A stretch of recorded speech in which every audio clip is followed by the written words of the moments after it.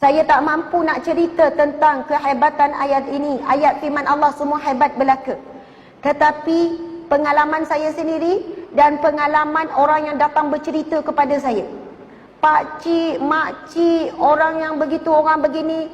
Kalau saya pergi ceramah, ramai yang datang cerita satu persatu.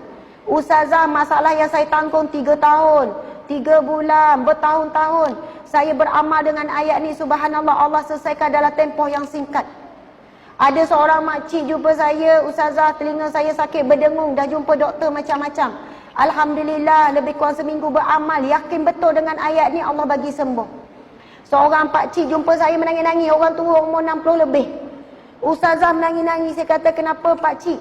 Ustazah, tolonglah sebarkan ayat tersebut. Pakcik alami masalah sekian-sekian, alhamdulillah 3 minggu masalah selesai. Ustazah, pakcik kerja jadi driver, bawa driver lah, bawa van ke macam tu lah. Pakcik tak reti sangat tengok waste, pakcik selalu sesat. Nak pergi situ, gini-gini, orang tua, kerja driver, lori ke apa, wallahualam, selalu sesat. Tetapi pakcik hari-hari pagi-pagi pakcik akan baca doa tu. Wa ufawwidu amri ilallah. Daku menyerahkan urusanku kepada Allah. Innallaha basirun bil ibad. Sesungguhnya Allah Maha melihat keadaan hamba-Nya. Setiap kali pakcik sekarang ni sesat je Ustazah, wallahualam, entah datang daripada, ada je orang datang tunjuk jalan. Pakcik berhenti tepi jalan, adalah motor. Pakcik nak pergi mana, nak pergi sini, amai saya tunjuk. Pakcik ikut je. Segala urusan hidup pakcik hari demi hari dipermudahkan Allah. Rupanya hidup pakcik selama ni susah sebab pakcik kurang bergantung kepada Allah. Pakcik rasa pakcik boleh uruskan hidup pakcik sendiri, lalu Allah membiarkan hidup pakcik. Kita sangat terhad sebenarnya. Saya pernah ceramah di Petronas Terengganu. Ada seorang hamba Allah lelaki datang. Ustazah, saya nak juga cerita pada Ustazah. Saya dah hampir letak jawatan berhenti kerja. Sebab apa? Saya ada penyakit tekanan mental, iaitu anxiety, depression. Saya nak tinggalkan keluarga saya, anak isteri saya semua saya nak tinggalkan. Saya tak boleh jumpa manusia, saya tak boleh jumpa orang, saya hilang keyakinan diri, ketakutan yang melampau. Saya rasa saya nak menyendiri. Saya dah pergi jumpa pakar sakit jiwa. Saya jumpa ustaz itu, ustaz ni, saya makan ubat untuk tekanan mental dan sebagainya. Walaupun orang kata anxiety ataupun depression bukan tidak terlibat tentang iman. Ini hari ni orang kata tak terlibat dengan keimanan. Ia adalah semata-mata penyakit jiwa. Perasan atau tidak, pernyataan ini cuba memisahkan. Pisahkan daripada roh ataupun rohani. Masya Allah. Yang cik ni cakap, Ustazah, Alhamdulillah, saya hari tu Allah izinkan dengar ceramah Ustazah tentang ayat surah Ghafir ayat 44. Wa ufawwidu amri ilallah innallaha basirun bil ibad. Saya ulang-ulang ayat tersebut. Sebelum itu ada orang kata, ulang istighfar 1000 kali. Saya istighfar Ustazah, saya selawat dan sebagainya. Tapi kenapa tak beri kesan, baru saya faham. Sebab saya selawat, saya istighfar tanpa saya yakin betul-betul kepada Allah Subhanahu Wa Taala. Tapi bila saya ulang-ulang ayat tu, dan Ustazah pesan supaya baca dengan maksud, dan baca bukan jumlah yang banyak, yang penting serah bulat-bulat kepada Allah. Bila saya baca wa ufawwidu amri ilallah, daku menyerahkan urusanku, kesakitanku, masalahku kepada Allah. Innallaha basirun bil ibad. Sesungguhnya Allah Maha melihat keadaan hamba-Nya. Bila saya ulang-ulang Ustazah, masuk ke dalam hati saya. Doktor pakar sakit jiwa, dia cuba rawat saya, tapi dia tak tahu bagaimana sakitnya saya. Saya terangkan, dia memang faham, tetapi dia tak boleh rasa apa saya rasa. Isteri saya menangis tengok saya sakit, tetapi isteri saya tak faham bagaimana saya sakit. Tak tahu nak cerita bagaimana perasaan saya. Tapi bila saya sebut innallaha basirun bil ibad, sesungguhnya Allah Maha melihat keadaan hamba-Nya, ketika itu saya boleh rasakan Allah sangat memahami saya.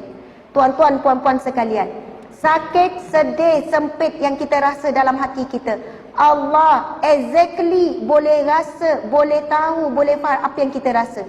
Sebab rasa itu sendiri juga adalah makhluk Allah Subhanahu Wa Taala, yang Allah berikan sifat rasa itu dalam diri kita. Bila kita sebut innallaha basirun bil ibad, Allah Maha melihat, Manusia boleh lihat kita sakit, doktor boleh bagi ubat untuk kurangkan kita sakit, tapi doktor tak boleh rasa sakit yang kita alami. Tapi Allah betul-betul boleh rasa. Allah betul-betul maha mengetahui. Bukan Allah rasa, tapi Allah mengetahui bagaimana sakit kita. Jadi ayat itu sebenarnya ia membantu kita tawakal penuh kepada Allah Subhanahu Wa Taala.